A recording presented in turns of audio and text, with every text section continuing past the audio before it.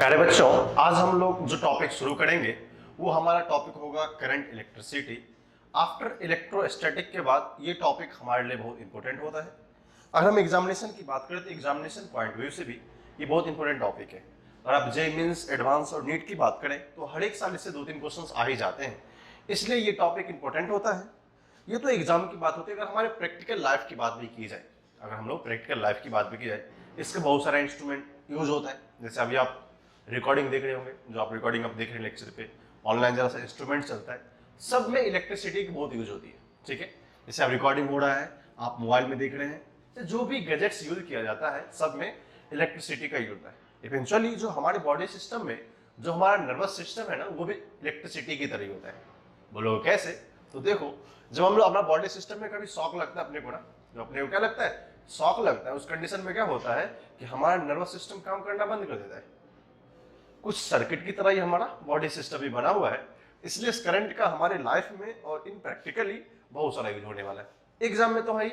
अगर एग्जाम की बात करें तो सारे एग्जामिनेशन लाइक मीन्स हो, नीट हो और एडवांस हो, हर एक एग्जाम में एडवांस की लेवल पे जाएंगे तो हर एक साल 1 या 2 क्वेश्चन तो आते हैं मिनिमम, और मेंस में 2 क्वेश्चन, फिर नीट में भी 2-3 क्वेश्चन। तो ये टॉपिक हमारे लिए क्या होता है, इंपॉर्टेंट होता है। आज जब इस टॉपिक को पढ़ेंगे तो टॉपिक को पढ़ने का लॉजिक होना चाहिए कि टॉपिक पढ़ क्यों रहे।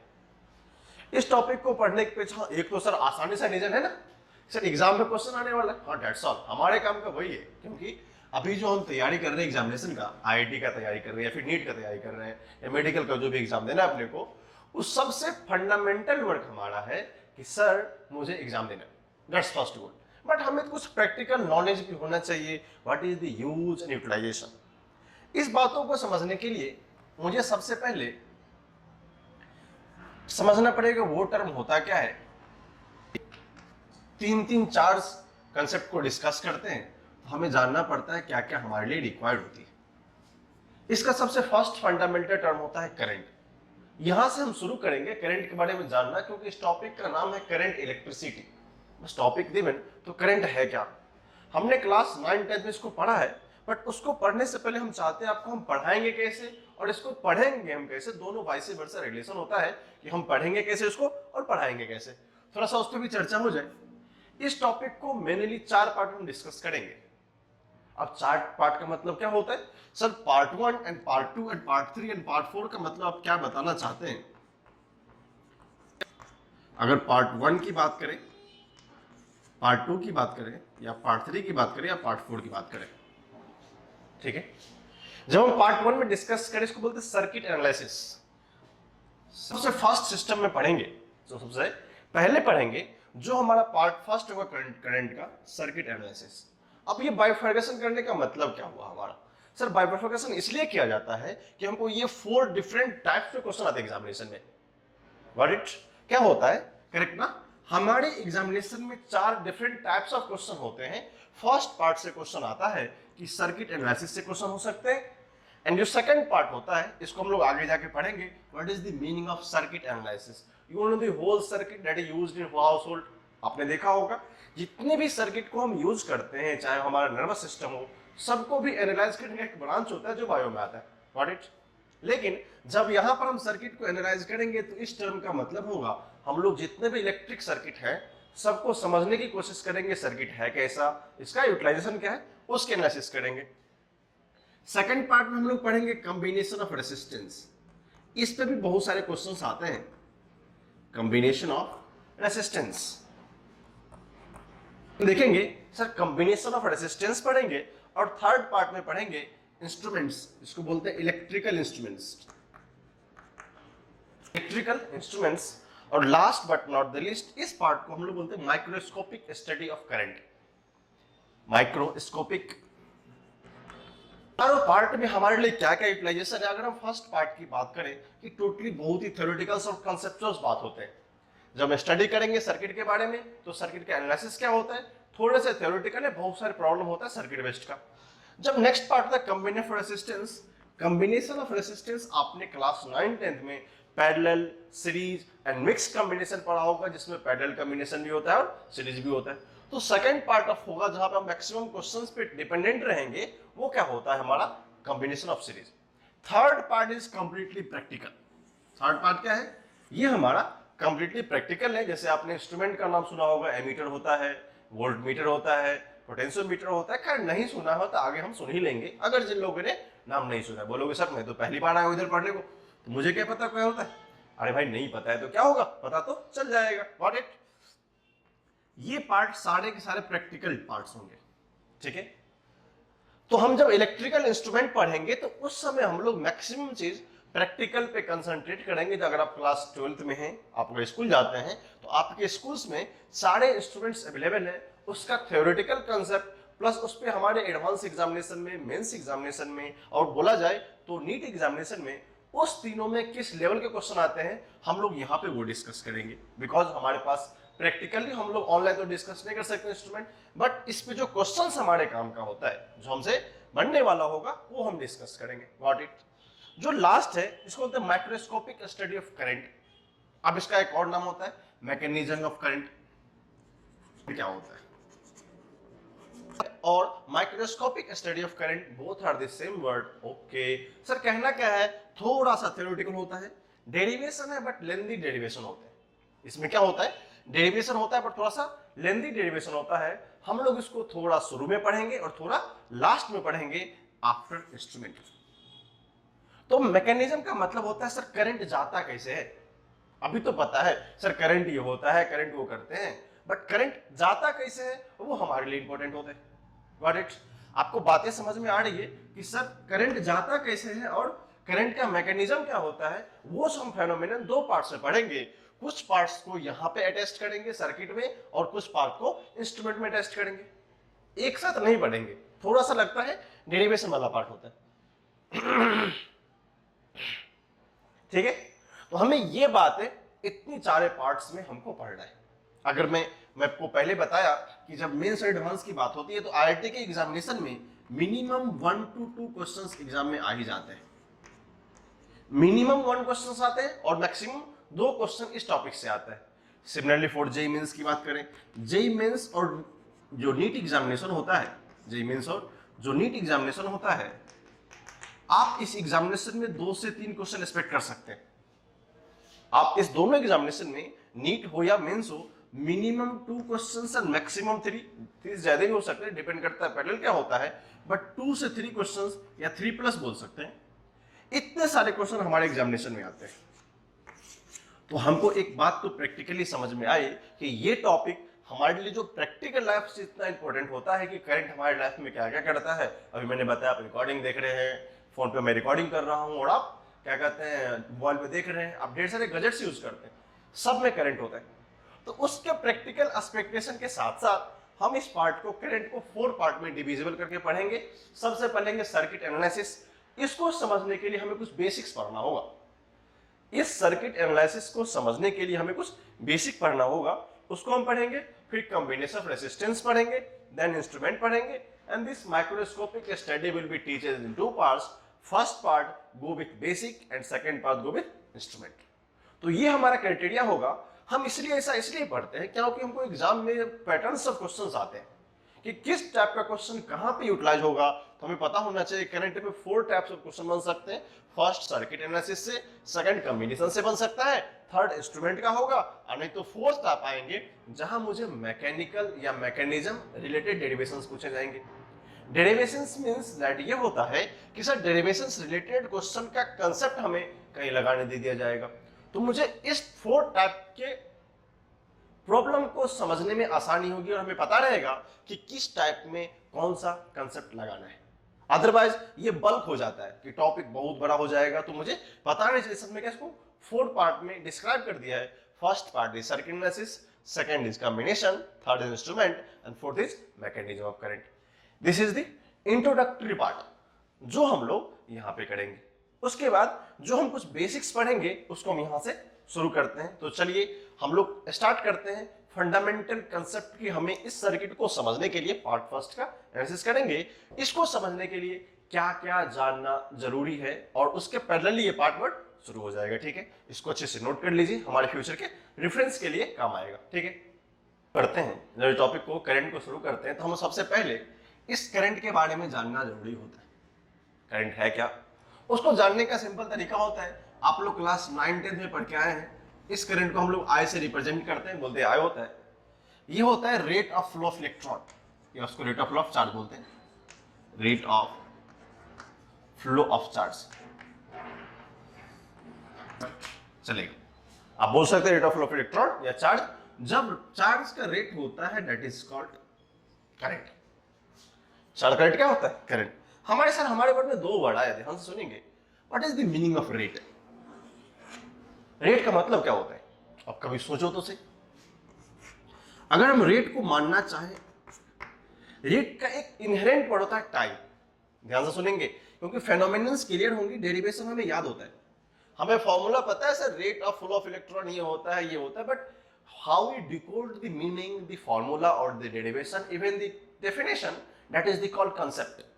हम अगर डेफिनेशंस को किस तरह समझ रहे हैं, याद नहीं कर रहे हैं, किस तरह समझ रहे हैं, वो हमारे लिए इंपॉर्टेंट होता है। अगर हम आपसे पूछते हैं रेट, रेट में एक वर्ड हिडन होता है टाइम। Got it? आपको एक एग्जांपल देके समझाता हूं। मान लो इस रेट को बढ़ने का हम क्या बोलेंगे बेस्ट हो सकता है, ठीक है? मान लो स्टूडेंट्स ए है, ये है स्टूडेंट्स ए और ये स्टूडेंट्स बी, ठीक है? इस स्टूडेंट्स ने 30 क्वेश्चन ले लेते हैं। 30 क्वेश्चन को सॉल्व करने के लिए 1 आवर लिया है, ठीक है? स्टूडेंट्स ए ने 30 क्वेश्चंस को सॉल्व करने के लिए 1 आवर लिया है, लेकिन जो स्टूडेंट्स बी है वो सेम 30 को सॉल्व करने के लिए उसने 3 आवर लिए। ध्यान सुनेंगे। स्टूडेंट्स ए ने 30 क्वेश्चन को सॉल्व करने के लिए 1 आवर का टाइम लिया है, वो सेम स्टूडेंट 30 क्वेश्चन को सॉल्व करने के लिए 3 आवर का टाइम लिया। अगर आप मैं सिंपल क्वेश्चन पूछूं तो सर रेट किसका बेहतर है, क्या बोलोगे? This students A having better rate. क्या बात है, समझ में आ रही? हम बोलेंगे सर इसका रेट बेहतर है। बोलोगे सर कैसे बेहतर है? क्या क्वेश्चन 30 तो इसने भी सॉल्व किया है, ये क्वेश्चन 30 तो इसने भी सॉल्व किया है। इसने कितने टाइम ली? 1 आवर। इसने कितना लिया? 3 आवर। तो बेहतर रेट किसका है? इसने कम टाइम में ज्यादा एफिशिएंसी करी है, दैट इज कॉल्ड रेट। अगर अब एक थर्ड स्टूडेंट सी है, इसने 30 क्वेश्चन को सॉल्व करने में वन ईयर ले लिया। बताओ तो सही। बंदे ने 30 क्वेश्चन को सॉल्व करने के लिए 1 ईयर लिया है। आप क्या बोलोगे? ये कितना गधा लड़का है, इसको आता ही नहीं कुछ। 30 क्वेश्चन के लिए 1 year, that is not feasible. तो मुझे सबसे बैड रेट इसका लगा, कुछ रेट ही नहीं है, नालायक है वो। अब क्या होता है, इसका रेट उतना अच्छा नहीं है, very bad rate, got good rate, but क्या ठीक ठाक रेट है। बट सबसे बेस्ट रेट किसका है? A have the superior winner. क्या रेट का मतलब मुझे पता चल रहा है कि सर किसी भी एफिशिएंसी को डिफाइन करने के लिए हमें कुछ पैरामीटर्स मिले। फर्स्ट पैरामीटर कि स्टूडेंट्स ए है, स्टूडेंट बी है, स्टूडेंट सी है। 30 क्वेश्चन को स्टूडेंट्स ए ने 1 आवर में सॉल्व किया, 30 क्वेश्चन को बी ने 3 आवर में सॉल्व किया। ये तो नॉनसेंस एग्जांपल है, मैं दे दिया हूं। अगर मान लो उसी क्वेश्चन को 1 साल में पूरा करता है, दैट इज ये रेट भी डिफाइन नहीं ढंग से। बातें समझ में आ रही है? तो ये जो हमारा मीनिंग है rate of flow of electron या चार्ज इज कॉल्ड करंट। अब किसी भी चीज का फ्लो होता है वो करंट होता है। सोचो, हमने जो हीट में पढ़ा था, हीट में आप भी पढ़े होंगे, जब भी किसी चीज की फ्लो की बात हो क्या होता है? करंट होता है। लाइक दैट, जब हीट फ्लो होता है वहां पे हीट करंट आता है, थर्मोडायनेमिक्स। जब हीट फ्लो होता है वहां पे क्या होता है? हीट करंट आता है। जब वाटर फ्लो होता है तो क्या होता है वहां पे? फ्लूइड मैकेनिक्स से पढ़ते हैं। जब भी किसी चीज का फ्लो होता है उसके अकॉर्डिंग वो क्या होता है? उसका करंट होता है। लेकिन यहां पे क्या हो रहा है सर? करंट किसका? इलेक्ट्रॉन का फ्लो। क्या बोलते इसको? करंट इलेक्ट्रिसिटी, ठीक ना? किसका फ्लो हो रहा है? इलेक्ट्रॉन का या इलेक्ट्रिक चार्ज का। हमने क्या बोला सर? किसी भी चीज का फ्लो होने का मतलब क्या होता है? उसका करंट होगा। अगर यह इलेक्ट्रॉन का फ्लो है तो इलेक्ट्रिक करंट, हीट का फ्लो है तो heat current, fluid dynamics flow है तो वहां उसका करंट होता है। तो फ्लो का मतलब होता है करंट। Got it? इसका मतलब निकालेंगे सर, इसका मतलब क्या होता है? करंट। बोलोगे सर इसका करंट नहीं, ये एक्चुअली इलेक्ट्रिक करंट होता है। क्या याद है ना? हमने सिर्फ करंट लिखा है, बट क्या होता है ये? Electric current. तो इन जनरल मीनिंग में इसका मतलब क्या होता है? करंट। जब भी किसी चीज का फ्लो होगा, जब भी किसी चीज का फ्लो होगा, इसका मतलब वो उसका करंट होगा। अगर चार्ज का फ्लो हुआ तो इलेक्ट्रिक करंट, हीट का फ्लो हुआ, हीट करंट, गॉट इट। और इसी तरह वाटर का फ्लो होगा तो वाटर करंट। ये सब कहानी हमें इन कॉलेज सिस्टम में जाएंगे, अगर आपका ब्रांच मैकेनिकल होगा स्पेशली इंजीनियरिंग सेक्टर में, तो वहां आपको इस तीनों चीजों का डिफरेंस समझ में आएगा कि सर ये फ्लो का मतलब करंट क्यों होता है। वहां पे लैब है, पूरा सेटअप लगा होता है। आईटी जाएंगे, जहां भी जाएंगे वहां पे क्या होता है, सेटअप लगा होता है। आपके कॉलेज में सेटअप लगा होगा कि सर ये करंट का मीनिंग क्या होता है, फ्लो का मतलब करंट ही होता है क्या, ठीक है ना, फ्लो का मतलब करंट ही होता है क्या। इस करंट को कैसे मानेंगे सर, वो हीट करंट होता है, वो फ्लूइड का करंट है, ये इलेक्ट्रिक करंट है। डिपेंड करता है फेनोमेनन क्या फ्लो कर रहा है। क्या हमने लिखा, rate of flow of charge, यानी फेनोमेनन क्या है, चार्ज है। यहां पर फ्लो किसका हो रहा है, चार्ज, इसलिए ये क्या जाना जाता है। अगर यहां पे फ्लो किसका होता, हीट का, तो ये क्या होता, हीट करंट। फ्लूइड का, फ्लूइड करंट। ये सब चीजें मुझे फ्यूचर कोर्स ऑफ एक्शन में पढ़ना होता है। तो क्या सबको इस डेफिनेशन का मतलब, रेट का मतलब होता है इनहेरेंट इन टाइम। तो टाइम एक क्वांटिटीज होते हैं, टाइम एक क्वांटिटी होता है जो डिफाइन करता है किसी चीज का होना। अब जैसे क्वेश्चन दिया था ना, ए को, बी को, सी को, इसने 30 क्वेश्चन को 1 आवर में सॉल्व किया, 30 क्वेश्चन को 3 आवर में सॉल्व किया, 30 क्वेश्चन को 1 ईयर में सॉल्व किया। What is slowest rest, very slow. इसको वेरी स्लो भी बोलना गुनाह ही है, इसको वेरी स्लो भी नहीं बोल सकते, is slow. This is very good, good slow, good pace. अगर आप एग्जाम की बात करें तो हमारे मेंस में और एडवांस में क्वेश्चन 30 होते हैं और एक पेपर का 30 मार्क्स क्वेश्चन मिलता है। इसका मतलब ये बंदा का चांस है कि आईआईटी और एडवांस क्वालिफाई कर जाएगा, बाकी लोग का चांसेस कम है बिकॉज रेट कम है, ठीक है। तो मुझे क्या सब बातें समझ में आ रही है। Rate of flow of charge का मतलब हम लोग इलेक्ट्रिक करंट ही मानेंगे, जो बेसिक इसका मीनिंग होता है, ठीक है। अब यहां के बाद यहां तक क्लियर है, चलो क्लियर है तो बोलते चलेंगे।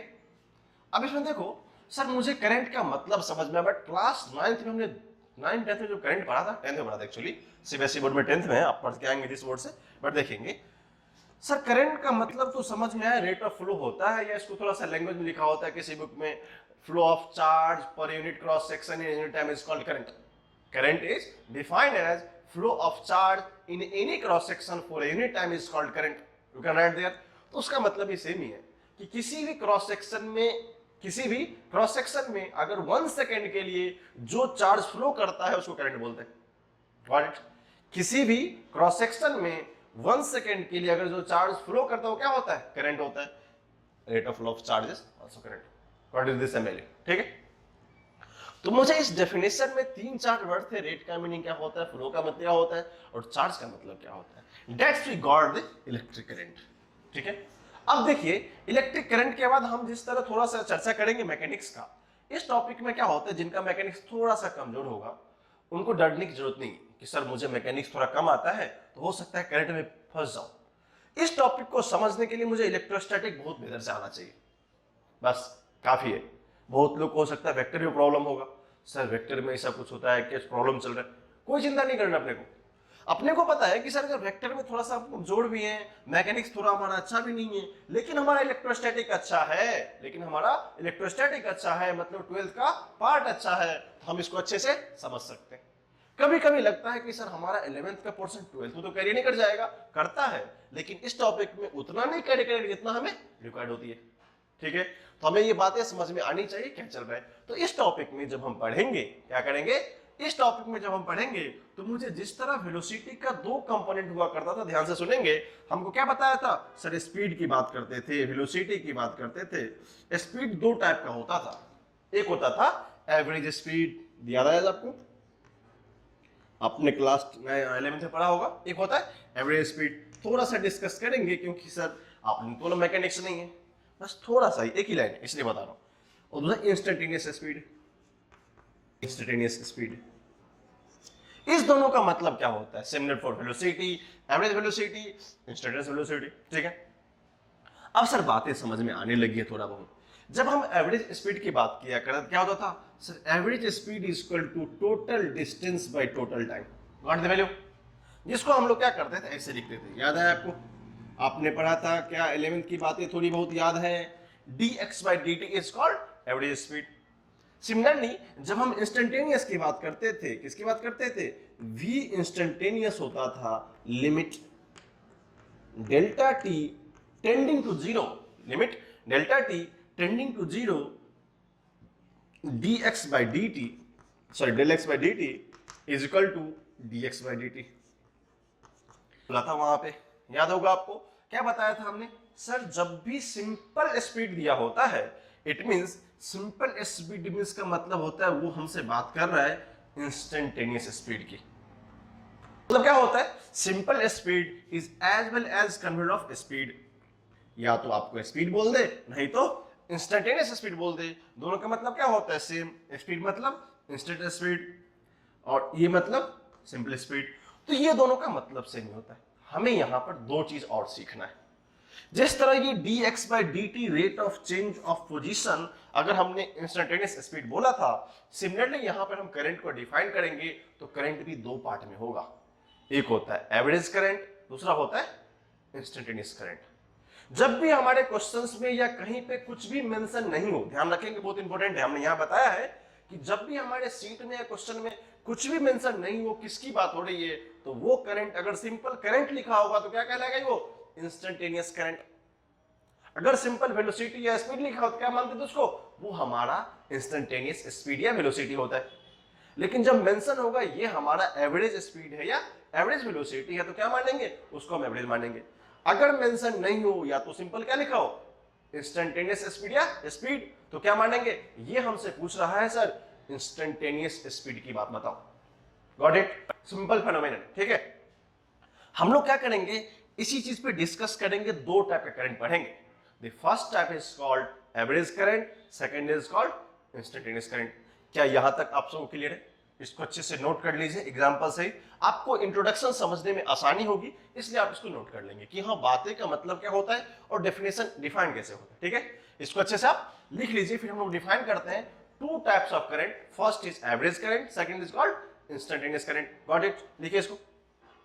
हमारा फर्स्ट टर्म होता है उसको बोलते हैं एवरेज करंट। एवरेज करंट को हम लोग लिख सकते हैं ऐसे भी,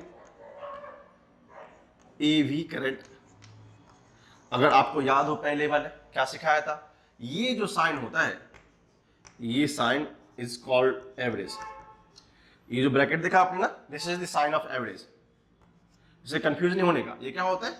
एवरेज का साइन होता है। Average current is equal to delta Q by delta T.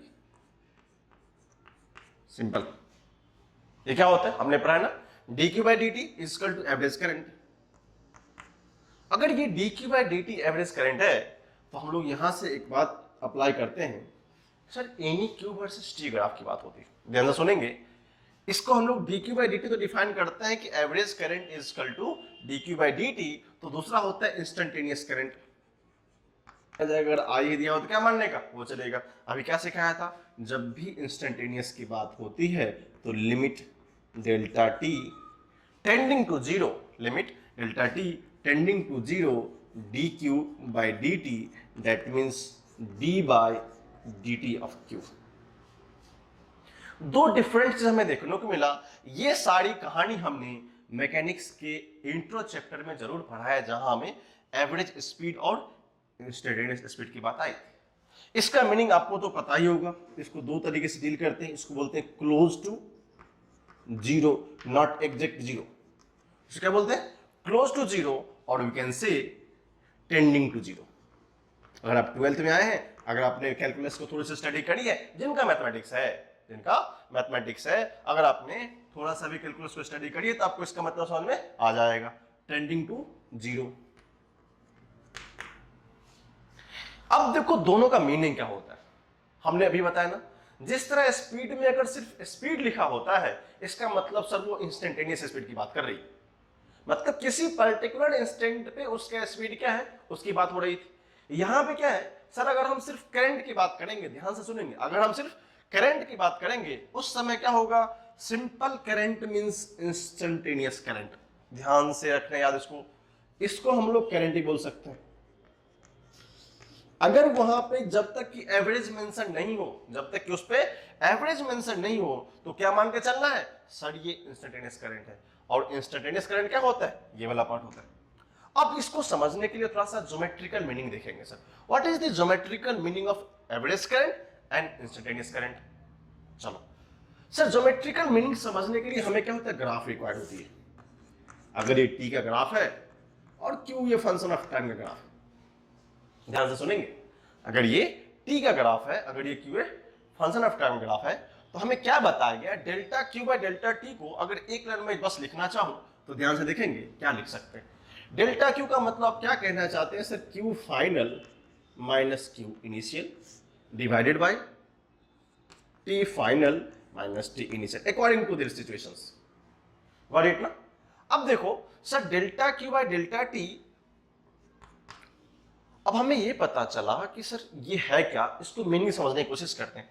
अगर क्यू वर्सेस टी ग्राफ में थोड़ा सा ज्योमेट्रिकल मीनिंग है, इसकी ज्योमेट्रिकल मीनिंग को समझने की कोशिश करेंगे, ठीक है। इसके ज्योमेट्रिकल मीनिंग को समझने की हम लोग कोशिश करेंगे कि ज्योमेट्रिकल मीनिंग होता क्या है। अदरवाइज डेफिनेशन तो हमें याद ही होता है, इस करंट के डेफिनेशन को हमें जानना उतना उत्सुकता बात, इतना हमें इसका मीनिंग समझ में आना चाहिए। That is called geometrical meaning. ठीक है, पढ़ा है कि sir D Q by D क्या होता है, स्लोप होता है। अभी हम चर्चा करेंगे ज्योमेट्रिकल मीनिंग। इसकी बात हो रही है, यही दो जो करंट हम स्टडी कर रहे हैं, यही जो करंट हम दो स्टडी कर रहे हैं उसको हम ज्योमेट्रिकल स्टडी पढ़ेंगे। मान लेते हैं कि सर कुछ ग्राफ ऐसा होगा, आई डोंट नो कैसा, बट मान लेते हैं किसी भी टाइम टी पे, अगर टी की बात करें that is called T initial, और ये हमारा क्यू इनिशियल है। बस ध्यान से देखते चलेंगे, और ये कम टाइम टी फाइनल, इसकी बात कर लें, दैट इज किया जाए। ध्यान से देखेंगे, इस पॉइंट को यहां से यहां तक ड्रॉ करें और इस पॉइंट को यहां से यहां ड्रॉ करें और इसकी बात करें। अगर हम इसकी बात करें तो ये जो पार्ट है थीटा का, this is called theta, this is called delta T, this is called delta Q. क्या ये बातें आपको समझ में आ रही? तो अगर हम यहां से ज्योमेट्रिकल मीनिंग की बात करेंगे, अगर ये ऑरिजिन है, बस कंसंट्रेट होकर लाइन को देखेंगे, मैथमेटिकल मीनिंग यही होता है इसका। कंसंट्रेट होकर हर एक लाइन को देखेंगे कि मैथमेटिकल मीनिंग कैसे होता है। अगर आप किसी भी टॉपिक के बेसिक मैथमेटिक्स को समझ जाते हैं तो आपको सारी कहानी समझ में आ जाएगी। यहां पर कुछ भी एडवांस मैथमेटिक्स नहीं है, सिंपल बेसिक मैथमेटिक्स होता है जिसे आपको समझने की कोशिश करनी। अगर आपको मैंने टेंजेंट या सेकेंड ड्रॉ किया तो क्या पता सर टी इनिशियल से फाइनल हमने पॉइंट ड्रॉ किया, this is the change in T, मतलब T final minus T initial, क्या मैं वही लिखा हूं? This is change in Q, क्या Q final minus Q initial, क्या मैंने वही लिखा है? अगर हम यहां अप्लाई करना चाहते हैं, अगर हम यहां अप्लाई करना चाहते हैं तो मैं बोलूंगा अप्लाई टेन थीटा हियर। अगर मैं यहां लिखता हूं टेन थीटा, तो टेन थीटा कितना होगा सर? टेन थीटा होगा delta Q by delta T. ओहो सर दिखा क्या? ये होता है स्लोप, किसका? Slope in QT graph. बस ध्यान से देखते चलेंगे, slope in QT graph for a secant. Secant मतलब क्या होता है? जो बाइसेक्ट करता है। Slope of QT graph for a secant, SCENT। जो बाइसेक्टर का स्लोप होगा, इस ग्राफ को दो पॉइंट पे बाइसेक्ट करता है, उसका जो स्लोप होता है किसमें? क्यू वर्सेस टी ग्राफ में, उसको हम लोग क्या बोलते हैं? Average current. क्या मैथमेटिकल मीनिंग क्लियर है?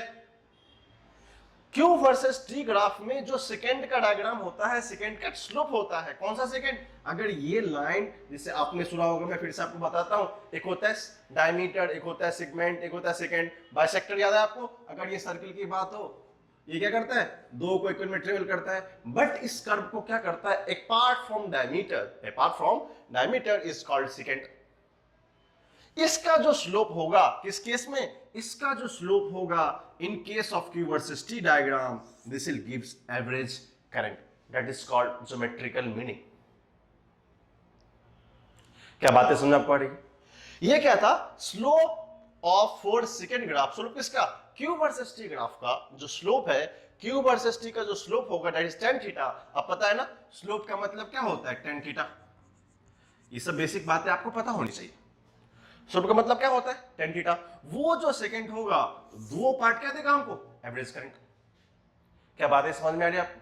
चलो अब सर मुझे एवरेज करंट ग्राफ से समझ में आ गया, एवरेज करंट मुझे ग्राफ से समझ में आ गया, तो सर व्हाट अबाउट इंस्टेंटेनियस?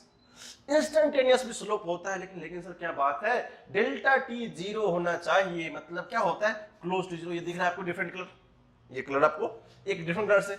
अगर हम किसी पॉइंट P पे कोई टेंजेंट ड्रॉ करें, उसका जो टेन थीटा होता है वो dq/dt कहलाता है। क्या आप इस बात पर सहमत है? Slope at P is equal to dq/d theta is equal to tan theta. क्या सिखाया था? ज्योमेट्रिकली किसी भी पॉइंट पे अगर टेंजेंट ड्रॉ करते हैं तो सेम होगा। इसका मीनिंग भी एक ही है sir. Slope of Q versus T for a tangent, वो क्या था? सेकेंड की बात हो रही थी। Q versus T for a tangent, that is the reason. क्या एक ग्राफ में मैथमेटिक्स की दो मीनिंग हमें समझ में आई कि सर अगर Q वर्सेस T डायग्राम हो, अगर किसी सेकेंड का टेंजेंट लिखते हैं तो Q वर्सेस T का सेकेंड का टेंजेंट एवरेज करंट देता है, बट उसी का जो टेंजेंट होता है, जो टेंजेंट का स्लोप क्या होता है, वो क्या होता है? That is called instantaneous current. मैं रिपीट कर रहा हूं, ध्यान से देखेंगे फिर से। हमने दो बातें बोली। क्या बोली? सर करंट को दो पार्ट से डिवाइड करते हैं। पहला पार्ट क्या होता है? Instantaneous current. जस्ट लाइक कैसा जो हमने वहां सीखा था, कहां पे? काइनेमेटिक्स के बेसिक में। बोला था कम पढ़ाऊंगा, बस एक ही लाइन सीखो, आगे काइनेमेटिक्स नहीं है, डरने का नहीं। अरे अब क्या होता है sir? Limit delta T tending to zero, ऐसा होता है जो हमको पहले से पता है। dq/dt क्या होता है? d/dt of q। q क्या होता है? Function of time. कहानी क्या था? What is the mathematical meaning और ज्योमेट्रिकल मीनिंग? ज्योमेट्री ये कहता है, क्या कहता है ज्योमेट्री का कहना है सर अगर ऐसी बात हो जाए, Q वर्सेस T कोई डायग्राम आ जाए, क्या हो जाए? Q वर्सेस T कोई डायग्राम आ जाए, उस कंडीशन में अगर आप इसको मैथमेटिकली एक्सप्लेन करना चाहते हैं तो क्या बोलोगे? बोलो क्या बोलोगे? क्या कहोगे? डेल्टा Q का मतलब क्या होता है sir? Q final minus Q initial, that is the final point. Delta T final minus T initial. क्या हमने ये ग्राफ ड्रॉ किया? यस किया, जरूर बनाया। ग्राफ में ड्रॉ करने के बाद हमने माना कि T equal to T initial था, उस समय चार्ज कितना था? Q इनिशियल था। जब T equal to T final तो कितना हो गया? Q final. हमने क्या किया? इस दोनों पार्ट से सेकंड ड्रॉ कर दिया और उसका टेंजेंट लिख दिया। जब उसका हमने टेंजेंट लिखा तो क्या पता चला? Sir tan theta equal to delta Q by delta T। Sir ये होता क्या है? इसी को तो लोग बोलते हैं, क्या भी बोलो तो सही, पढ़ते तो ये सीखा ना। tan थीटा का मतलब क्या होता है? स्लोप अगर y वर्सेस x हो तो dy/dx, x वर्सेस t हो तो dx/dt, q वर्सेस t हो तो क्या होगा? dq/dt। यही तो बात चल रही है। ये tan थीटा स्लोप होगा तो क्या बताया सर? स्लोप और tan थीटा बराबर है slope of q versus t for a secant is defined as average current and tangent slope of a q versus t for a tangent at any point b is defined as average current, sorry instantaneous current। क्या बातें clear है? हमसे जो पता चलने को मिला, हमसे जो सीखने को मिला, the fundamentals very very pure. बस एक ही चीज है, थोड़े से नए। क्या सर अगर हम लोग एवरेज की बात करेंगे तो सेकेंड का जो स्लोप होगा वो इसको आप क्या बोलेंगे? Q वर्सेस T ग्राफ में अगर सेकेंड का स्लोप होगा तो एवरेज होगा, अगर उसका टेंजेंट का स्लोप होगा तो इंस्टेंटेनियस होगा। बातें क्लियर है क्या? That's all, simple mathematics.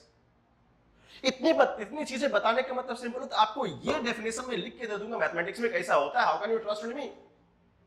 आपको बातें तो पता चलनी चाहिए ना कि ये बातें का मतलब ये होता है, स्लोप का मतलब ये होता है, टेंजेंट का मतलब क्या होता है। इतनी मैथमेटिक्स आती है ना, इतना मैथमेटिक्स तो हमें आता है, इसलिए हमें पता चलना चाहिए कि सर एवरेज करंट क्या होता है और इंस्टेंटेनियस करंट क्या होता है। क्या माजरा क्लियर है सबको? Average current dq/dt, that is mathematical meaning, and instantaneous क्या होता है? d/dt of q। कहानी क्लियर है? इसको आप अच्छे से नोट कर लीजिए। अगर आपको कुछ पॉइंट्स लगे जो मुझे नोट करने चाहिए, आप इसको अपने लैंग्वेज में, आपका जो आपका मदर लैंग्वेज हो, Marathi, Hindi, English, you can right in your own language, जहां आपको समझने में प्रॉब्लम हो रही है। ठीक है, इसको अच्छे से पहले लिख लीजिए। डायग्राम बनाना नेसेसरी है तो आपको समझ में आएगा what is the meaning and utilization of that diagram. ठीक है, इसको अच्छे से लिखें। अभी हमने सीखा, अभी हम आएंगे डिस्कशन पढ़ेंगे, करंट को डिटेल्स में पढ़ेंगे जानने का।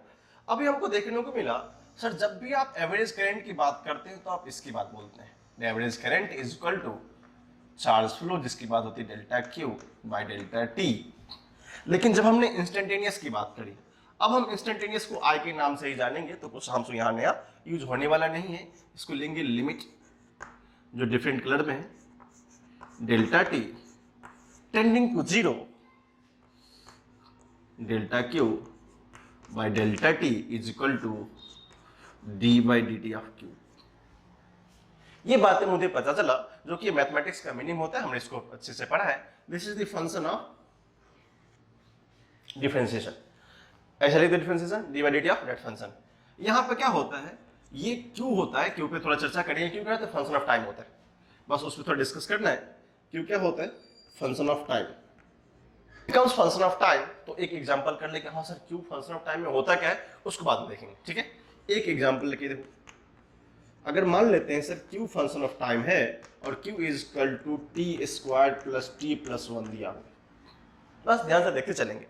Q is equal to T square plus T plus 1 दिया हुआ है, तो मैं आपसे पूछता हूं जब सर टी का वैल्यू 0 है तो चार्ज कितना है, बोलोगे सर 1 कूलम। बस ध्यान से देखना, जब टी का वैल्यू कितना है, चार्ज कितना है 1 कूलम। जब टी का वैल्यू 1 तो चार्ज कितना है 3 कूलम। जब टी का वैल्यू 2 है तो चार्ज कितने होंगे 4 to 6 प्लस 7 कूलम। क्या मुझे इसका फेनोमेनन क्या समझ में आती है, इसको हम समझने के लिए थोड़ा सा चलते हैं इन केस ऑफ मैकेनिक्स। अब बोलोगे सर काइनेमेटिक्स आएगा, डोंट वरी, आसान आसान है। तुम बोलोगे सर एक आपने बोला नहीं पढ़ना है, बट पूछ तो रहे हो, बस चुपचाप देख दो, इतना आसान है कि तुम समझ ही जाओगे, डरना नहीं उसमें। मैं सेम फंक्शन लिखता हूं टाइम का, टी स्क्वायर प्लस 1, ये हमारा है पोजीशन। ये क्या हमारा पोजीशन है, पोजीशन है फंक्शन ऑफ टाइम। हमने क्या बोला sir t is equal to जब 0 था, t इज इक्वल टू जब, तो x कितना था, x इज इक्वल टू 1। जब t इज इक्वल टू 1 हुआ, x कितने हो गए 3। जब t इज इक्वल टू 2 हुआ, x कितने हो गए 7। माय लॉर्ड, अब हमें ये बातें समझ में आ गई कि सर ये फेनोमेनन हमें क्या क्या डिस्क्रिप्शन दे रहा है। ये जो सारा फेनोमेनन है ये हमें क्या क्या डिस्क्रिप्शन दे रहा है, उसकी बात हमें समझनी होगी। अगर ये फंक्शन ऑफ टाइम है तो हम क्या करते हैं, कुछ समय के लिए मानते हैं कोऑर्डिनेट एक्सिस। जब t 0 था, अगर ये x एक्सिस की बात हो रही है, इसको स्ट्रेट ले लें तो बेस्ट रहेगा, ये हमारा x एक्सिस की बात हो रही है। t 0 था तो x कितना था 1 था। जब t का 1 तक कितने हो गए 3। जब t तक कितना हो गया 7। अब हमें ये बातें पता चली, x is equal to 1, x is equal to 2, x is equal to 3 for different time t। अगर मैं मोशन का फंडामेंटल डेफिनेशन पूछूं तो क्या होता है, एनी ऑब्जेक्ट और particle changes their position with respect to time, that means the body is in motion. बातें समझ में आ रही है। अगर कोई चार्ज और पार्टिकल, सॉरी बॉडी और पार्टिकल जो भी होता है, अगर उसका पोजीशन बदलने लगे, अगर उसका पोजीशन बदलने लगे टाइम के साथ साथ, तो माना जाता है कि जो भी बॉडी होगा वो बॉडी किसमें होगा, मोशन में होगा। बस आप इस कॉमन फेनोमेनन को समझ जाएंगे तो आपको समझ में आ जाएगा कि हम पढ़ना क्या चाहते हैं। और ये सब चीज हमारे प्रैक्टिकल लाइफ की चीज है कि कोई बॉडी टाइम के साथ अपना पोजीशन चेंज करता है, वो मोशन होता है। तो सर यही बात तो हम यहाँ पढ़ने वाले हैं। चार्ज का फ्लो का मतलब क्या होता है, मोशन। अब सोचो, ध्यान से देखना, सर जब टाइम 0 था, जब टाइम 0 था तो जाने वाला करंट 1 था। कितना था 1 कूलम था। तो पता ना इलेक्ट्रोस्टैटिक में चार्ज का यूनिट कूलम होता है, ऑडिट आपको पता है। सिमिलरली अगर t is equal to 1 second हुआ तो आफ्टर 1 सेकेंड जाने वाला करंट सर 3 कूलम हो गया। इसका मतलब सर बढ़ रहा है, करंट फ्लो करना बढ़ रहा है। अब क्रॉस सेक्शन की बात करेंगे आगे जाकर, अभी तो शुरुआत है, अभी हम सिर्फ इंट्रोडक्शन देख रहे हैं कि इस मीनिंग का वेरिएशन क्या होता है, बदलने का मतलब क्या होता है, इसको चेंज होने का मीनिंग क्या होता है। करेक्ट। अब सोचो जब चार्ज t का वैल्यू 2 सेकंड हुआ तो कितने हो गए 7 कूलम। तो डिफरेंट डिफरेंट टाइम में अगर position of this body will change with respect to time, that means body is in motion. तो क्या सिमिलर कहानी हम पढ़ रहे हैं। मोशन मतलब क्या होता है, चार्ज का फ्लो करना।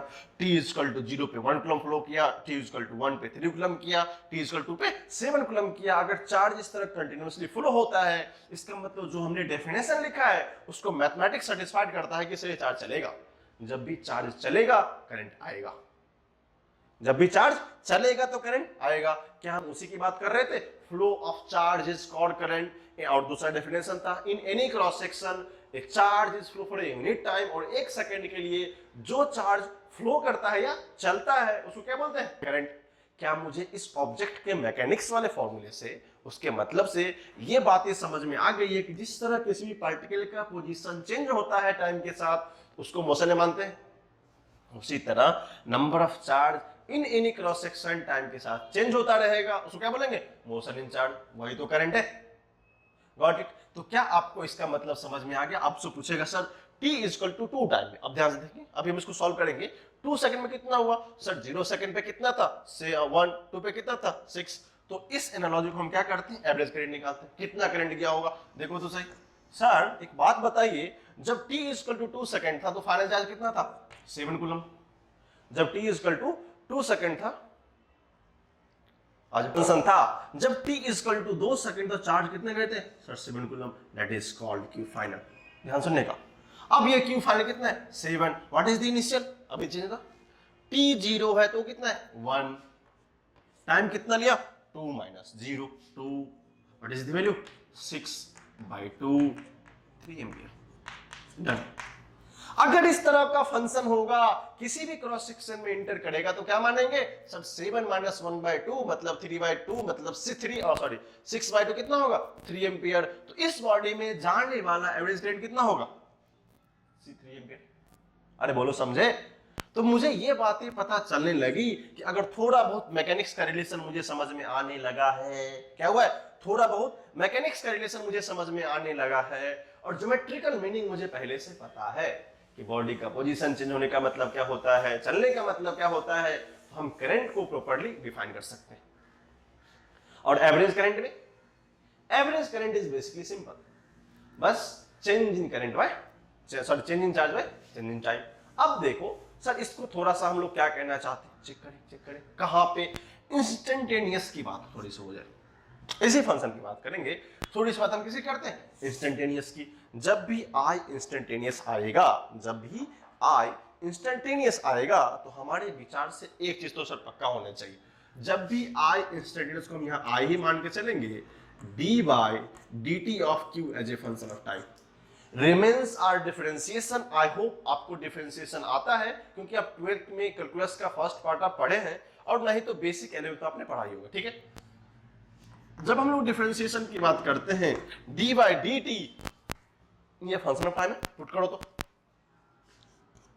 t² प्लस t प्लस 1, इसका डिफरेंस कितना हो जाएगा? 2t plus 1। This is the instantaneous current.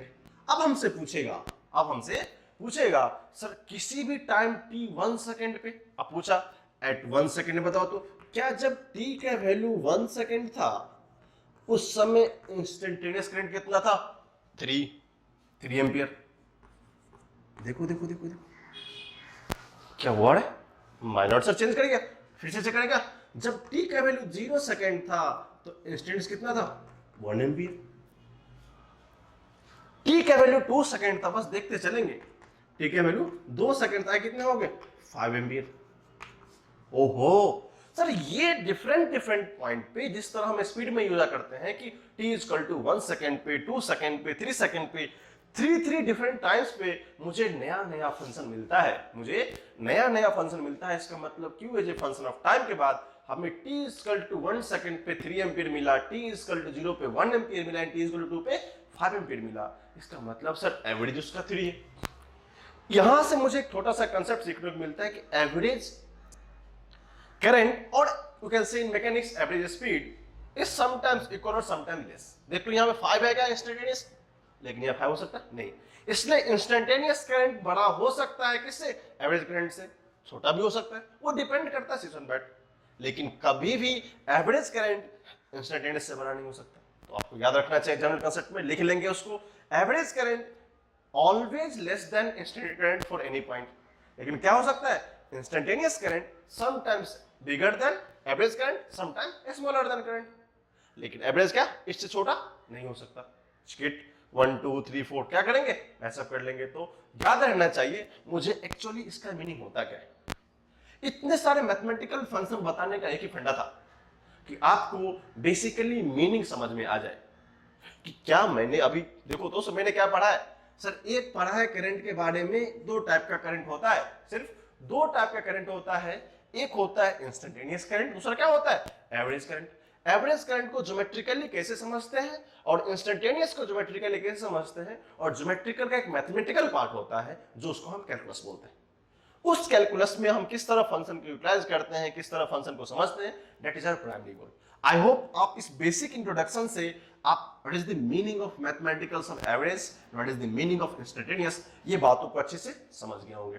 ठीक है, अब हम लोग थोड़ा थोड़ा पॉइंट्स, 2-3 पॉइंट्स उसको नोट डाउन करते हैं, फिर हम लोग करंट के बारे में थोड़ा प्रॉपर्टीज होता है उसको देखते हैं। इसको अच्छे से लिख लीजिए कि मीनिंग क्या होता है, और थोड़ा बहुत मैथमेटिक्स तो आना ही चाहिए। हमने बोला कि सिंपल मैथमेटिक्स है तो आ ही जाता है, लेकिन ये तो हमारा इधर का पार्ट है, आगे में इससे भी आसान मैथमेटिक्स आने वाला है। बस 2 इक्वेशन 2 अननोन, 3 इक्वेशन 3 अननोन, और हमें ये होना चाहिए एग्जामिनेशन के पॉइंट ऑफ व्यू से हमें थोड़ा फास्ट कैलकुलेशंस आने चाहिए। इस टॉपिक में मैथमेटिक्स इतना टफ नहीं होता है। बोलोगे सर कब टफ होता है? अभी फिजिक्स में कोई मैथमेटिक्स टफ होता है? नहीं, फिजिक्स ही टफ होता है। मैथ क्या होता है? हमेशा आसान ही होता है, लेकिन जो आसान का लेवल है इस टॉपिक में फिजिक्स मैथमेटिक्स उससे भी आसान आएगा। कौन सा? क्लास 9 10th का मैथमेटिक्स। हम मैक्सिमम यूज करेंगे कौन सा? Linear equations 2 3 4, 2 equation 2 unknown, 3 equation 3 unknown, उस तरह का डिवीजन हमें अच्छे से चाहिए। ठीक है, आप क्या करें, इसको अच्छे से लिखिए।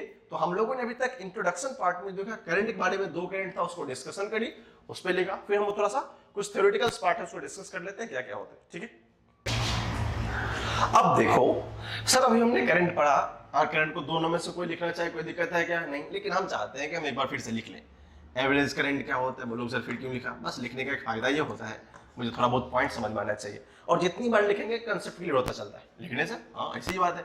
वो क्या होता है? Delta Q by delta T. Sir ये बता दो मेरे को कि इंस्टेंटेनियस कितना होता है? बस सेम फॉर्मूला है, limit delta T tending to 0 delta q by delta t, this becomes d by dt of q, that's all। इसका सबसे एक फिंटा होता है, अब पॉइंट्स देखना शुरू करना। यूनिट क्या होता है सबको पता है, एम्पियर होता है, बट थोड़ा सा जानना जरूरी है। यूनिट लिखने का सिंपल फंडा होता है, कूलम को बोलते हैं, सॉरी चार्ज बोलते हैं कूलम बाय सेकंड। इसका अगर लिखना चाहे तो एम्पियर होता है, और याद रखेंगे अगर जब हम पूरा नाम लिखते हैं तो एम्पियर को ऑलवेज ए स्मॉल लिखें, अभी ऐसे कभी ना लिखें। This is the wrong representation. ये क्या करता है? उस साइंटिस्ट को रिप्रेजेंट करता है, न कि यूनिट को। इसलिए this is the best way of writing unit. Got it? This is the best way. हम लोग कभी लिखते हैं बट ध्यान नहीं देते हैं कि बट ये हमारा एग्जैक्ट रिप्रेजेंटेशन नहीं होता है। ये भी तो सेम ही है ना, बहुत लोग बोलेंगे सर क्या डिफरेंस है, but this is the exact method of writing. क्या करना है? हमको इस तरह लिखना है। This is the exact method of writing. हम लोग कैसे लिखेंगे? This is the not exact method. ठीक है, इसको एम्पियर बोलते हैं। इसका यूनिट डिफाइन कर दो, क्या होता है? एम्पियर को डिफाइन करने के लिए कूलम बाय सेकंड होता है, 1 by coulomb second. 1 coulomb charge को 1 सेकंड के लिए हम लोग फ्लो कराते हैं, that is called unit ampere. उसको भी आगे डिफाइन करेंगे। तो इसको coulomb by second is represented as ampere, A. हाँ, उसका सिंबल ए लिख सकते हैं। ठीक है, अगर हम इसको लिखना चाहें इन सिंबल फॉर्म, लिखना चाहे हम लोग इसको सिंबल फॉर्म में, वो क्या होगा? एम्पियर का हम लोग ए लिख सकते हैं। Got it? ये क्या होगा? Coulomb by second is equal two ampere. ठीक है, हम लोग कूलम बाय सेकंड को एक स्टैंडर्ड टर्म में, ये हमारा ऐसा यूनिट सिस्टम होता है। क्या होता है? ये स्टैंडर्ड कन्वेंशन सिस्टम होता है। उसको हम लोग इन दी ऑनर ऑफ एम्पियर, बिकॉज उसने ही करंट को ढूंढा था, जो हमारा साइंटिस्ट था, हमारा नहीं सबका साइंटिस्ट था। Got it? हमें लगता है हमारा है, फिजिक्स का थोड़ी होता है, वो सबका था, बाकी जगह भी आया था। ठीक है, तो ये हमारा 1 एम्पियर होता है। इसका सिंबल हम लोग ए लिखते हैं। हम लोग जब भी चाहे तो करंट को कैपिटल ए में लिख सकते हैं। ये हमारा करेक्ट मेथड है, और हम लोग सिंबल को ऐसे नहीं लिखेंगे। छोटे छोटे लैंग्वेज होते हैं, हमें लगता है कि करेक्ट है, बट लिखना नहीं चाहिए। ठीक है, स्टैंडर्ड कन्वेंशन इसको अलाउ नहीं करते। अब जब सिंबल लिखे तो सिंबल को ऐसे नहीं लिख सकते। सिंबल क्या होता है? ये होता है। समझ में आ रही है? सिंबल को हम लोग ऐसा नहीं लिख सकते, छोटा सा, ये क्या होगा? कैपिटल होगा। यहीं पर एक टर्म आता है 1 एम्पियर। ठीक ना, 1 एम्पियर को डिफाइन करते हैं। बस छोटे क्वेश्चन बोर्ड में पूछ लेता है कभी कभी, डिफाइन 1 एम्पियर। तब कुछ लिखने का नहीं सर। 1 एम्पियर तब डिफाइन होता है जब 1 कूलम चार्ज किसी भी क्रॉस सेक्शन में यूनिट टाइम के लिए क्रॉस करेगा, उसको जितना करंट हो क्या होगा? 1 एम्पियर होगा। बस सिंपल है। 1 coulomb charge for 1 second is flowing through the any cross section is defined as unit ampere. आप ये भी लिख सकते हैं, इसको लैंग्वेज में लिख लोगे ना। जब भी किसी क्रॉस सेक्शन से, हिंदी इंग्लिश जो भी आपको आती हो, मराठी आती हो, लिख लेंगे इसको, टेंशन इसमें। जब भी किसी क्रॉस सेक्शन से 1 कूलम चार्ज को 1 सेकंड के लिए क्रॉस करवाया जाता है, वो जो पार्ट होता है उसको क्या बोलते हैं? यूनिट। कौन सा? यूनिट एम्पियर या 1 एम्पियर। छोटे छोटे पॉइंट्स हैं, सिंपल इंपॉर्टेंस है, उसको देखना हमारे लिए जरूरी है, ठीक है। इसके बाद हम आते हैं वन मोर फेनोमेन, बहुत इंपॉर्टेंट है। इंपॉर्टेंट इस पॉइंट से है कि हमें पता तो चले भाई साहब है क्या।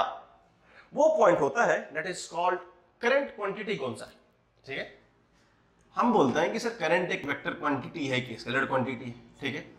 इसमें अभी भी रिसर्च है, बट हम लोग जनरली क्या मान के चलेंगे, करंट एक स्केलर क्वांटिटी। डिस्कस करते हैं इस पर डीप में कि करंट के बारे में क्या विचार है। बहुत सारे साइंटिस्ट का मानना है कि करंट के पास क्या क्या नहीं हो सकता। Got it. थोड़ा सा हम लोग रिकैप कर लेंगे वेक्टर स्केलर का।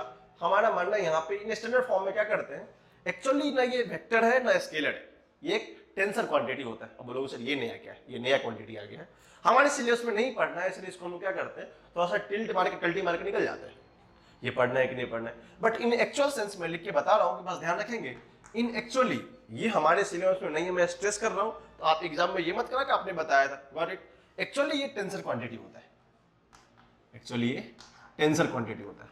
कौन सा? करंट। एक्चुअली क्या होता है? टेंसर क्वांटिटी इन रियल में।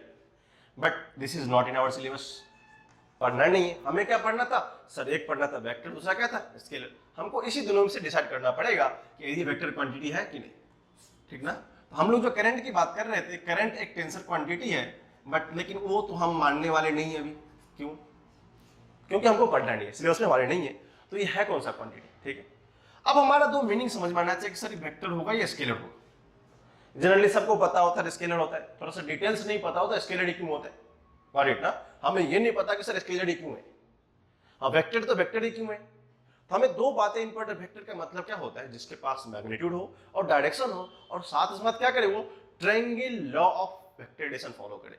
जो भी वो ट्रायंगल फॉर्मेशन होगा, जो भी उसका ट्रायंगल फॉर्मेशन होगा, वो उस ट्रायंगल की प्रॉपर्टी को फॉलो करना चाहिए। Got it the point? क्या बातें समझ में आ रही है? Yes sir. अगर वो triangle law of vector addition को फॉलो करेगा तब मानेंगे वेक्टर होगा। सर हमें पता चलता है किसी भी सर्किट में करंट का डायरेक्शन होता है, देखो तो सही सर, ये मान लेते हैं करंट यहां से आया और ये कहां से करंट आया, तो इसका जो रिजल्टेंट होता है, मान लो यहां से I is equal to 3 ampere आया है और यहां से I is equal to 4 ampere आया। हमें क्या लगता है सर, अगर ये वेक्टर लॉ को फॉलो करेगा, वेक्टर लॉ को फॉलो करेगा, तो यहां पर जाने वाला करंट कितना कितना होना चाहिए। हमें लगता है इस पॉइंट पे जो हमने पढ़ा है, थोड़ा बहुत आपको याद होगा इन केस ऑफ कैपेसिटर, कि जंक्शन पे जितने भी चार्ज आते हैं, charge A part of current, होता ना। तो हमें लगता है कि सर नेट करंट यहां से कितना होगा, 7 एम्पियर। ध्यान से सुनेंगे सर, ये कितना होगा, 7 एम्पियर, ये 90 डिग्री है। Got it. अब हमें लगता है सर कि 90 डिग्री पे इंटर करिए तो 4 एम्पियर इधर से आ रहा है, फिर इधर से कितना जाएगा, 7 एम्पियर। लेकिन अगर ये वेक्टर होता, गॉट इट, ध्यान से सुनेंगे, अगर ये वेक्टर होता तो हमें ये पता है सर, वेक्टर का रिजल्टेंट, अगर दो वेक्टर कोई 90 पे होता है, बस इसको देखेंगे, दो वेक्टर कोई 90 पे होता है तो उसका रिजल्टेंट होता है, अगर हम उसकी बात करें A B, बस सुनते चलेंगे, अगर दो वेक्टर कोई 90 पे होता है उसका resultant follow the Pythagoras rule, याद है आपको। तो रिजल्टेंट का जो मैग्नीट्यूड का स्क्वायर होता है, मैग्नीट्यूड का A का स्क्वायर प्लस B का स्क्वायर होता है। तो you can write R is equal to A square plus B square. Got it. R कितना हो जाएगा, A square plus B square. ये हमारा मैग्नीट्यूड होता है। हमारा मानना है कि सर अगर ये वेक्टर क्वांटिटी होता, वैसे लगता है क्यों, क्योंकि सर करंट के पास डायरेक्शन भी तो है ना। यस सर, करंट क्या लिखा है, लिखा है 2 एम्पियर। सर 2 एम्पियर किधर, इधर डायरेक्शन ड्रॉ किया, ऐसे ड्रॉ किया, इसका मैंने तो डायरेक्शन होता है ना, इसके में क्या होता है, डायरेक्शन होता है। इसके पास सर मैग्नीट्यूड तो है ही, क्यों, मैग्नीट्यूड है ना। Yes sir. फिर क्या है, डायरेक्शन है। हाँ सर दिख तो रहा है, क्यों सर, यहां से यहां जाता हुआ, यहां से यहां जाता हुआ और यहां से यहां जाता हुआ दिख रहा है। लेकिन जो थर्ड फेनोमेन है ना भाई साहब, उसको समझना बहुत जरूरी है, triangle law of vector addition. बस ध्यान से देखेंगे, triangle law of vector addition, और इतना triangle law of vector addition, ADD लिखा हुआ, आप इसको देख लेंगे। Triangle law of vector addition क्या कहता है, जब भी दो वेक्टर कुछ इस तरह का 90 डिग्री बनाता है तो रिजल्टेंट कितना होता है ये। अगर मान लो इसका रिजल्टेंट कहीं इधर होगा, बस हम लोग एक डायरेक्शन ले लेते हैं, गॉट इट। अगर रिजल्टेंट कहीं इधर होगा, जो भी बीच में होता है क्योंकि 90 के बीच में ही आता है जनरली। अब सोचो अगर रिजल्टेंट होता तो मैग्नीट्यूड ऑफ ए कितना दिया है 3, बी कितना दिया है 4, तो जो मेन करंट आई नेट आता, जो मेन करंट आई नेट आता, तो वो क्या डिसाइड करता है सर, आई नेट की जब आप बात करेंगे तो उसका डायरेक्शन क्या होता है, फर्स्ट का स्क्वायर प्लस सेकंड का स्क्वायर। देखो तो सही, फर्स्ट कितना लिया हमने 3 एम्पियर का स्क्वायर, सेकंड कितना है 4 एम्पियर का स्क्वायर। कब, जब ये 90 पे, गॉट इट। ओके, इसको क्या करता है शिफ्टिंग ऑफ वेक्टर, हम आगे डिस्कस नहीं करेंगे, हमको वेक्टर पढ़ना नहीं, गॉट इट। इसको हम शिफ्ट करके सॉल्व कर सकते थे। ये क्या होता है, this is called shifting of vector. Draw कर दे, चलो कर देते तुम्हें पता चल जाए ये क्या होता है, that is called shifting of vector. जब हम वेक्टर को पैरेलली शिफ्ट करते हैं तो क्या होता है, रिजल्टेंट में कोई फर्क नहीं पड़ता है। अब देखो ये जब आगे गया, एंगल कितना है 90 है, तो दोनों का जो आई नेट होना चाहिए था जिसकी हम बात कर रहे थे, आई नेट सर जो होगा वो कितना हो जाएगा, 3 का स्क्वायर 9, 4 का square 16, that is root 25, but क्या हो गया 5 ampere. Is this practically feasible. देखो तो सही, अगर ये वेक्टर क्वांटिटी होता, अगर ये वेक्टर क्वांटिटी होता तो इसका रिजल्टेंट 5 एम्पियर आना चाहिए था, बट ऐसा हो रहा है क्या, नहीं। सिंपल घर में देखना ना, तुम्हारे घर के सिस्टम से 10 एम्पियर आया, दूसरे से 4 आया, तो क्या बोलोगे 14 गया ना। तो क्या होते हैं, आने वाला करंट का सम बाहर निकल के 7 इज द करेक्ट, जो हमको प्रैक्टिकली लगता भी है। 7 क्या होता है, करेक्ट। बट अगर वेक्टर होता है ये क्वांटिटी तो कितने होने चाहिए थे, रिजल्टेंट हमारा 5 एम्पियर होना चाहिए था।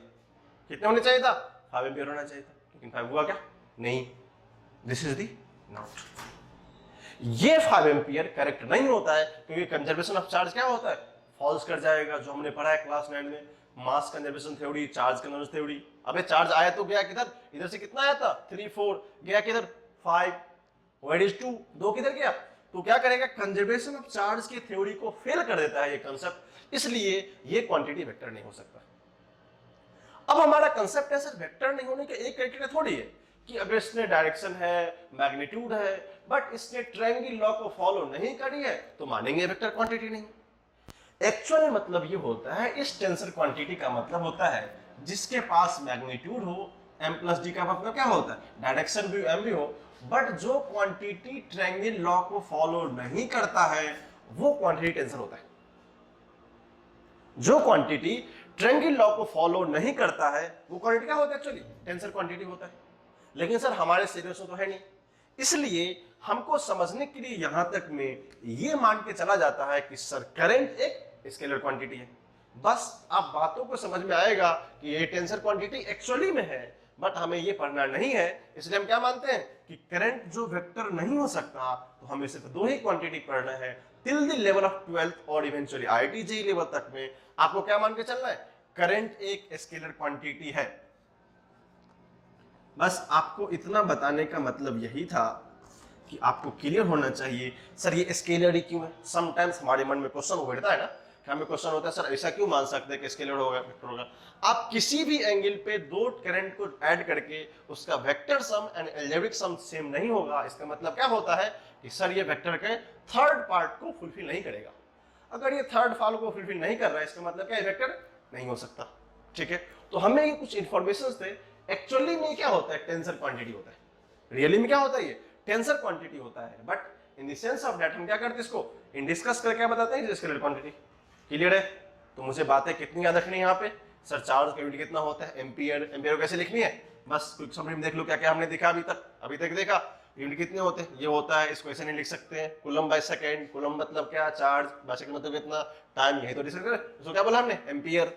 सिंबल में हम लोग ये लिख सकते हैं, छोटा नहीं लिखेंगे, that is not the pure one. फिर डिफाइन करना होता है, बोर्ड एग्जामिनेशन क्वेश्चन आ जाते हैं, क्या बोलो 1 एम्पियर क्या होता है, किसी भी क्रॉस सेक्शन से 1 कूलम चार्ज को 1 सेकंड के लिए टहलाओ, that is called unit current. फिर बात आती है, ये कौन सा क्वांटिटी है, सर ये एक्चुअली में टेंसर क्वांटिटी होता है, एक्चुअली में टेंसर क्वांटिटी होता है, but in sense of that समझने के लिए हम क्या मानते हैं, वेक्टर को चेक कर लेते हैं। सर वेक्टर नहीं हो सकता, क्यों, इसके पास मैग्नीट्यूड है, डायरेक्शन है, बट ये ट्रायंगुलर फॉलो नहीं करता, इसलिए वेक्टर नहीं होगा। हमने यहां करके दिखाया। तो क्या माना जाता है हमारे सिलेबस का जो वेल नोन पार्ट है, आप लोग इसको ज्यादा स्ट्रेस डाल के याद कर लेंगे, कौन सा क्वांटिटी है, स्केलर क्वांटिटी। क्या बातें यहां तक आपको समझ में आ रही है? क्या जो हम कहना चाह रहे हैं आप सही बात समझ रहे हैं? लिख लीजिए इसको, अगर समझ रहे हैं तो वैसे भी लिख लीजिए, ठीक है। हम क्या करते हैं, इतनी सारी फंडामेंटल सीखने के पास एक जीरो लेवल क्वेश्चन करते हैं। डिपेंड करता है हम शुरू कहां से करते हैं। मैंने बहुत ही जीरो समझते हो ना, जीरो मतलब उससे नीचे से क्वेश्चन उठाया, बस कंप्लीट 9th-10th के क्वेश्चन है। इसलिए हमारा पहला क्वेश्चन है जो कि इस कंसेप्ट को सीखने के बाद जो हमने फंडामेंटली करंट के बारे में पढ़ा। अभी हमने क्या पढ़ा है, सिर्फ एक चीज को डिस्कस किया सिंटर डाल के, क्या वो करंट होता क्या है। अब करंट को समझने में जीरो से लेके टिल दी एडवांस लेवल तक समझा कि इसका मीनिंग क्या होता है, मैथमेटिक्स क्या होता है, उसको क्वेश्चन में समराइज कैसे करते हैं वो ध्यान से सीखेंगे। यहाँ पे क्या दिया हुआ है, n electrons become n apertures n electrons. Okay, electrons beam है, जब भी बात होती है तो क्या होता है, बीम में नंबर ऑफ इलेक्ट्रॉन्स ज्यादा होते हैं, गॉट इट। ऐसा नहीं कि एक इलेक्ट्रॉन है, बीम मतलब क्या होता है, मोर इलेक्ट्रॉन्स, बहुत सारे।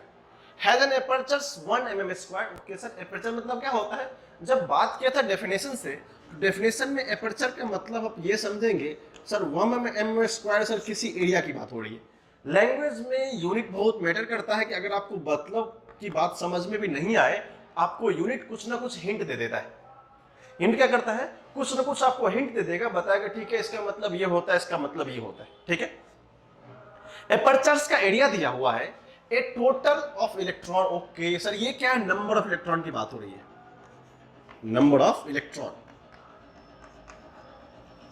कितना दिया हुआ है, 6 × 10⁻16 electron go through any, this is the meaning of perpendicular. इसका मतलब क्या होता है, परपेंडिकुलर क्रॉस सेक्शन पर सेकेंड। इसका मतलब सर क्या होता है, t = 1 सेकेंड। बस क्वेश्चन को ध्यान में रखेंगे। फिर क्या पूछा है, भाई साहब मुझे बताओ करंट कितना होगा। अब करंट ढूंढने का डेफिनेशन तो पता होना चाहिए, क्या सिखाया था, चलो बेसिक फॉर्मूला क्या सिखाया। ये क्वेश्चन हमारा है जो फर्स्ट डेफिनेशन था, rate of flow of electron. Sir इसमें पकड़ा नहीं, दूसरा डेफिनेशन देखो। फर्स्ट डेफिनेशन में पता चला ना, rate of flow of electron में होता है। Second definition, in any cross section the electrons और charge passing through the unit time is called current. यही बात चल रही है, हाँ सर। तो करंट का मतलब जो हमसे पूछा है, I = Q/T in general use कर लेते हैं कि कितना चार्ज गया, कितना टाइम लिया। ओके, अब हमें पता सर चार्ज तो पता ही नहीं, ये तो नंबर ऑफ इलेक्ट्रॉन दिया है।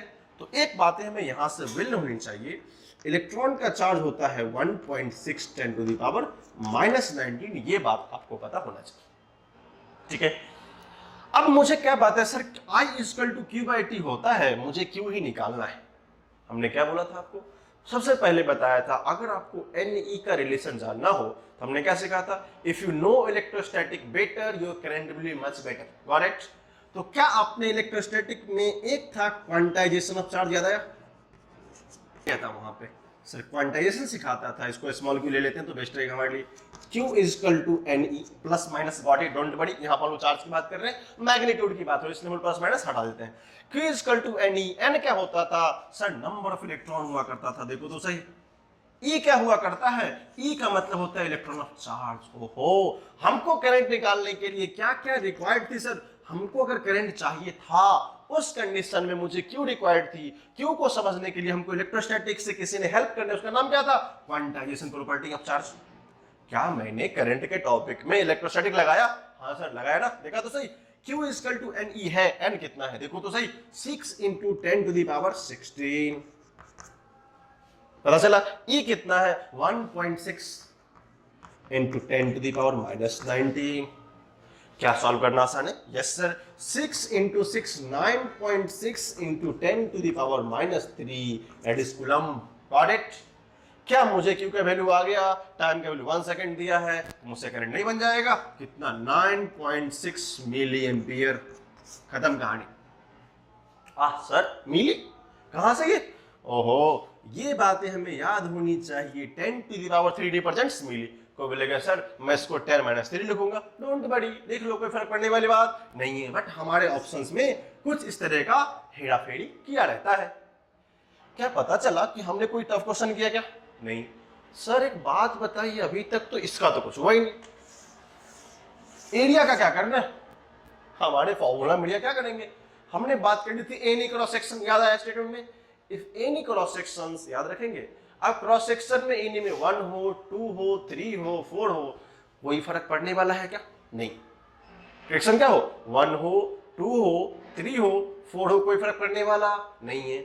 जब फर्क नहीं पड़ेगा, यू नो द फंडामेंटल्स, क्या हमको करंट को आई बाई टी की बात है, कौन सा करंट है ये, 1 second period is called instantaneous. क्या बताया था, जब तक कि हमसे कुछ पूछा ना जाए, जब तक कि हमसे स्पेसिफाई ये नहीं कर दे कि सर हम आपसे जानना चाहते हैं कि आप हमें बताएं एवरेज करंट कितना है, बोलो बोलो, तब बोलेंगे ना। लेकिन जब सिर्फ क्या बोलेगा, सिर्फ करंट की बात हो, सिर्फ किसकी बात हो, करंट की बात हो, तो बस जब भी करंट की बात होगी हम लोग किसकी बात करेंगे, इंस्टेंटेनियस। जब सिर्फ करंट की बात हो, क्या होगा, इंस्टेंटेनियस करंट होगा। क्या आपको ये इलस्ट्रेशन या जो एग्जांपल था, उस एग्जांपल को बनाने के बाद ये लगा कि सर बेसिक तो बहुत क्लियर है। अगर हमने फंडामेंटली डेफिनेशन को पढ़ा, हमने कोई प्रॉब्लम नहीं करी अभी हमने फॉर्मूला को भी नहीं देखा है, बेसिक में सिर्फ एक कांसेप्ट को सीखा है, वो कांसेप्ट हमारा क्या है, करंट। करंट के बारे में थोड़ा अच्छे से जाना, करंट है क्या चीज, डेफिनेशन क्या कहती है, हमारा कांसेप्ट क्या कहता है, मैथमेटिक्स क्या कहती है, और अल्टीमेट ऑफ द समरी ये होता है कि फिजिक्स उसे समझता कैसे। जब फिजिक्स उसे समझ के हमें कुछ बताता है तो हम क्वेश्चन को ऐसे बनाते हैं। क्या बातें समझ में आ रही है? आप इसको अच्छे लिखो। एक हम और इलस्ट्रेशन लेंगे, फिर इस टॉपिक को हम लोग यहाँ पे कंप्लीट करेंगे। लिखिए इसको, एक और इलस्ट्रेशन लेंगे लास्ट में। उठाए अच्छे से, क्वेश्चन को ध्यान से पढ़ने के बाद हमें सॉल्यूशन की बातें समझ में आने से।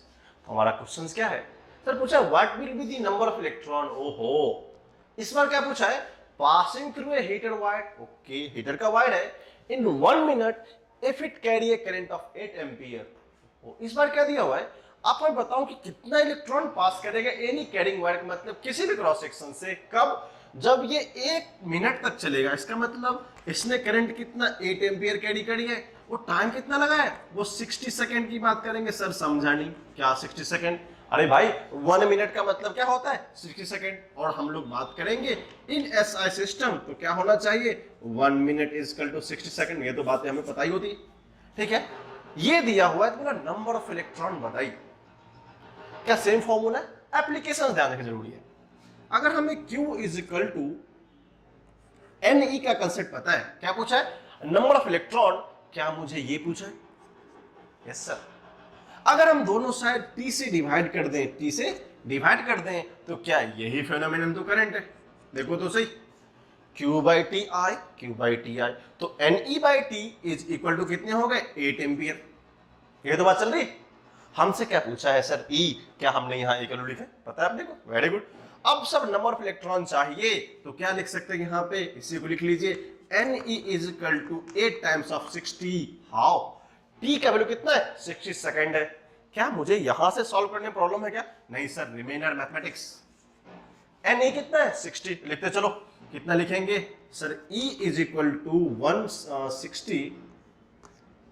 60 इंटू 8 बाय 1.6 इंटू 10 माइनस 19, इसको ऊपर लेके चल जाओ, कितना हो जाएगा 60 into 8 10 to the power 19 into 1.6, इसको हटाओ तो यहाँ पे +1, 16 कितना हो जाएगा 2, दिस इज 30, कितने हो गए, और 2 इज 30 हो गया हमारा, तो कितना हो गया, सॉरी यहाँ पे n होगा ना, n का वैल्यू, तो n का आंसर हो जाएगा हमारा 30 इंटू मतलब 3 into 10 to the power 21 electrons, that is the number of electron that it need to cross the any cross section. क्या मुझे इस तरह के क्वेश्चंस में कभी मुझे I दिया हो, नंबर ऑफ इलेक्ट्रॉन से कन्वर्ट टू करंट I, और यहां से हमने क्या किया n निकाल लिया, तो ये हमारा फंडामेंटल से क्वेश्चन बनता है। हम लोग इसके आगे का स्टडी, आगे का प्लानिंग, आगे का पर्पस इसके नेक्स्ट लेक्चर में स्टडी करेंगे।